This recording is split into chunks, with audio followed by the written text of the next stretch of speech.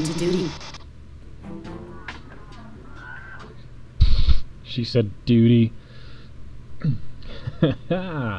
What up, everybody? Wheezy is what? Is this Battlefield 2? Yeah. Sorry about not having the widescreen format here. My PC monitor is like a 7-year-old HP LCD, which is a 4:3 contrast or 4:3 aspect ratio, not a widescreen 16:9. One day I'll work on that, but right now PC gaming isn't a huge priority for me, as evidenced by the fact that, hey, here's a like an 8-year-old game or whatever, 2005 6-year-old game. Actually, I probably got Battlefield 2 shortly after I got this monitor, and probably what motivated me to do my computer upgrade was Battlefield 2. I pre-ordered Battlefield 2. It was the first game I ever pre-ordered, and I was just really excited for seeing all the trailers for it, and it did not disappoint. I spent I don't know, probably close to 300 hours. I'm not even sure. I have to check my stats playing this game. And yeah, just love it. Love it, love it. And you know what? This game is one of the few that kind of really shows, well, not one of the few, but a game that really shows that games that are good on a basic gameplay level stand the test of time, as a guy Dolphin dives. Now this is part of the reason, for those of you who wonder in modern FPS games why they don't necessarily allow people to do lots of jumping or prone while jumping, it was this. Battlefield 2, when people started dolphin diving, which is jumping into the air and going prone to make yourself a highly mobile, small target. I don't know, that kind of pulls you out of the experience of the game, really. So they've any steps that you've seen in modern games to tweak stuff down is probably because of abuse in previous games. So, but the main reason I'm putting this video together, is to talk about Battlefield 3, and you know, without having Battlefield 3 to play, here's Battlefield 2, which is essentially what, as you can tell, Battlefield 3 is going to be after. So, the Bad Company series is kind of a spin-off, but with Battlefield 3, they seem to be, and I hope what they're doing is getting back to the absolute roots of Battlefield, which is this large, extremely large, expansive battlegrounds, and just this feeling of a war, really. And Bad Company did a good job of capturing that. Bad Company 2 is awesome, but Battlefield 2 is just on another scale, and Battlefield 3 I think is going to head back that way. But you may notice in this gameplay that I'm including gameplay from 3 of the maps, 3 of the 4 maps that will be in the Back to Karkand expansion bonus that you get if you pre-order Battlefield 3, which I suggest you do, for a couple reasons. One, because you should get Battlefield 3, and 2, because these are great maps. This is Strike at Karkand I'm playing here, which is what the pack is named after. Personally, Strike at Karkand, it's definitely a good map, but it's never really been one of my absolute favorites.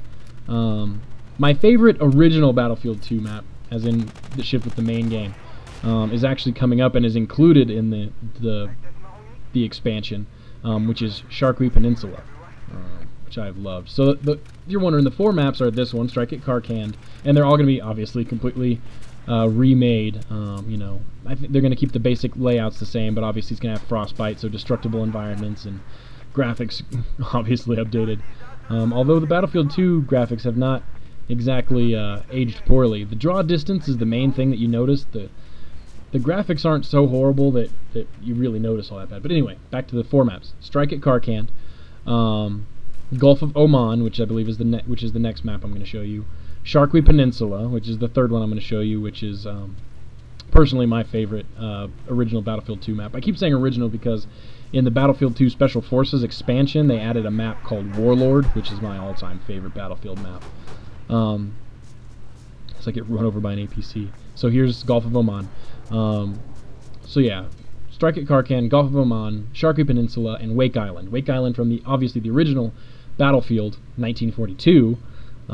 It was also, I think it's been remade a couple of times. I think it's been in 3 games, although the main ones. I guess if they count Battlefield 3, maybe that's what they're talking about. But in Battlefield 1943, that was released on PSN and Xbox Live and PC as well.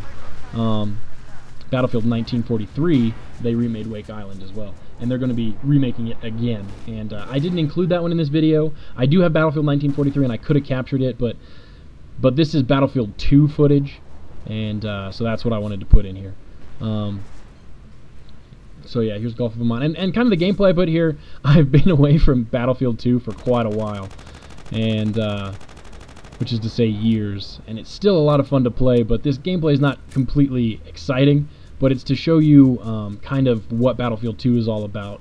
The large open environments, the vehicle combat. You see fighters flying around that are coming off of a carrier, actually, that's out there in the Gulf, which I didn't include in this video. I had some clips from it, but I decided not to save it. But I just wanted to show you as much of the map as I could to kind of give you a preview of kind of what you're going to see from these maps in Battlefield 3, and to kind of give you an idea of what Battlefield 2 was for those of you who maybe have only experienced Bad Company and Battlefield 1943, so you can really see what Battlefield is really all about, which is huge maps, lots of players, and lots of vehicle combat.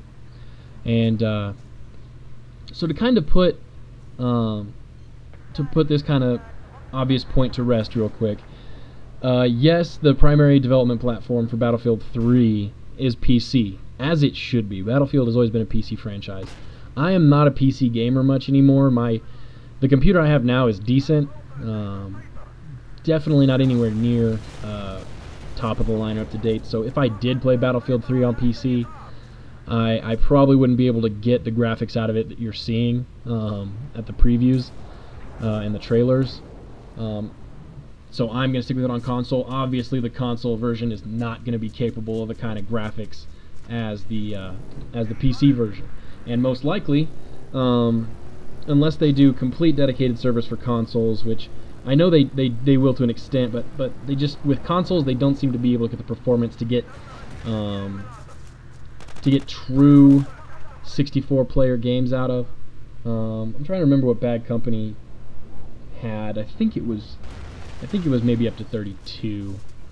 I think it was 32 on consoles, which isn't bad. I mean, 32 is a lot. And actually, in Battlefield 2, like in this game you're seeing here, a lot of the games you'll see in Battlefield 2 now with the servers are around the 30s mark, and some of them are maxed out at 32, and some of them do have 64-player servers that are close to full sometimes. But yeah, 32 players is enough to keep it action-packed and exciting, especially if, and it seems pretty much confirmed at this point, although I don't think we've seen it in an official multiplayer trailer, that the aircraft, that planes are going to be coming back for Battlefield 3. We've seen, obviously, helicopters have been around in Bad Company 2, but if they bring fighters back, it's going to be exciting.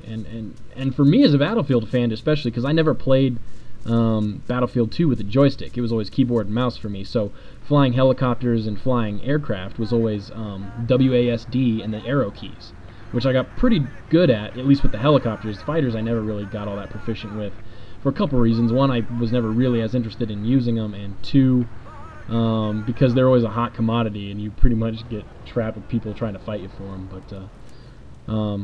But I'm excited to play it on a console where I'm actually going to have joysticks to use. I'm excited. I'm just excited for Battlefield 3 in general. And if you guys haven't seen the video, didn't watch live the EA press conference from E3, which happened actually today, Monday. Wait, is it Monday? Today's Monday, the 6th. Yeah, long weekend. If you didn't watch the press conference live, you can find the videos online. Game Trailers has them. I know that's where I watched it because I didn't get to watch the streaming. I had work. Go figure. Job. But I watched it. I actually just watched it, and wow. Battlefield 3 is going to be incredible. And it's going to definitely be a must-have. For most, it should be a must-have for everybody. I know a lot of people that are very Call of Duty centric, and I told myself I wasn't going to mention that series in this video, but you can't avoid it. People who are Call of Duty only are, they're probably going to pass on Battlefield, and there are, both sides. There are fanboys for both series that will just ignore the other one. out of foolish pride. And they're both excellent series. This tank owns me. Excellent games, and Battlefield 3 is going to be amazing, and anyone who misses out on it, who doesn't pick it up, is really going to be missing out on an amazing game. I don't know why I'm not seeing video. There we go. Okay, so this is from... What's that blacked out? Is this... Oh, this is still Gulf of Oman. Okay. I don't know why. Anyway, so you're really going to be missing out on Battlefield 3 if you don't pick it up. And, yeah, I'm just really excited for it. If you haven't seen the videos out of E3, you've got to see them. It is just incredible. This is Shark Creek Peninsula. My favorite, second favorite all-time Battlefield map. You know, Warlord, like I said, from the Battlefield 2 Special Forces expansion pack, when they added Warlord is just such a good map, and because it has a lot of aspects of Shark Creek Peninsula as well. But they added for Special Forces, they added a zip line that you could shoot out of a crossbow, and they added a grappling hook to help you climb over walls and onto roofs, which was really cool. They probably won't put those dynamics back in Battlefield 3. But on Warlord they really worked, because there was a tall building, a lot like the building here in Sharkey. And I call it Sharkey, maybe Sharkey. I don't know. I call it Sharkey because I pronounce the U because I don't like it. There's a tall building in Warlord like there is in this map. Or am I thinking of Karkand? I may be thinking of Karkand. Anyway, there's a tall building that allows you to actually zip line out to nearby other buildings to get on the roof that is otherwise inaccessible. Which is a good spot for snipers, but it just brings an interesting dynamic to the map, and it's pretty linear. It does a good job of kind of funneling the action down the center of the map, and it culminates at one end at this palace that has a couple of capture points in it. It's either one or two, but just an awesome like two-story building with a basement that has some epic firefights. This building here in Sharkey, or Sharkey, I guess is what it is anyway, leads to some good shootouts as well. But typically you'll find a lot of snipers up in here, you know, trying to get shots off. But it does have a capture point on the far side, which is accessible from here via a crossbeam at the top of the roof, which you'll see in a second. So it's just a really good map. I think it's going to play really well in Battlefield 3, especially with it's going to be interesting playing this map, one of my very favorite maps with destructible environments. So, you know, a place where I was thinking of Sharkey, right? Because there's that building off in the distance there. I think I'll actually look over here in a second and see a Cobra taken off of the roof of that building. But come on, turn over there. Yeah, there we go. You can see the Cobra up there. So that building, it reminds me a lot of Warlord as well. But yeah, these maps are going to be great maps. The game is going to be a great game. I think I just watched a guy plummet to his death over there, and then I got sniped. Yeah, I just keep repeating myself. Battlefield 3 looks awesome. I have no doubt that it's going to be awesome, no matter what you play it on. You know, it's going to be 360 for me, just because that's, you know, where I play, and it comes out at the end of October. So it's actually going to come out before Modern Warfare 3 by about 2 or 3 weeks. So, I mean, even if you are unsure about the Battlefield series, you know, I'd say give it an early buy. If not, at least give it a rent, and I think you'll really love it. And yeah, it's going to be tough, I think, balancing time between Modern Warfare and Battlefield, especially since Modern Warfare is more accessible. Call of Duty is one of its greatest strengths and its greatest downfalls. It's very accessible, so like my wife can play Call of Duty pretty easily, you know, like she gets into it and she can have a decent amount of success, and she's getting better at it every day, not taking anything away from her. But Battlefield, she hasn't been able to have the same kind of success, and for a lot of people it's not as exciting because it's very much more tactical than Call of Duty, where Call of Duty is more about gunfights, straight up gunfights and stuff like that. But Battlefield is more about completing objectives on a large scale, you know, moving tactically, getting that 1 or 2 kills, capturing that point. Evie, my daughter just got home. You want your ball? Okay, I'll be right back in just a second. Okay, Well, I've got another 2 or 3 minutes of this video. Maybe gonna be a longer video than you can stand, because really I've said most of what I need to say about Battlefield 3. We'll talk a little bit more about Battlefield 2 here since we're watching it. Or maybe things that they're bringing back. So in Bad Company and Bad Company 2, they took out prone. So you couldn't go prone in the game, which was part of an effort by the developers to kind of speed up gameplay by not having a bunch of snipers laying in the weeds, like laying up on a hill in a bush. And it's interesting that I should say that, considering what's about to happen here. But they're bringing that back for Battlefield 3, and I think that's really important because although it may be somewhat annoying, that's part of the game, as I find a sniper hiding in a shrubbery here. Snipers are kind of a bit important part of Battlefield, especially on large maps, as they are in normal warfare, where it's kind of about disrupting the enemy. So I think that's a good addition to have back in Battlefield.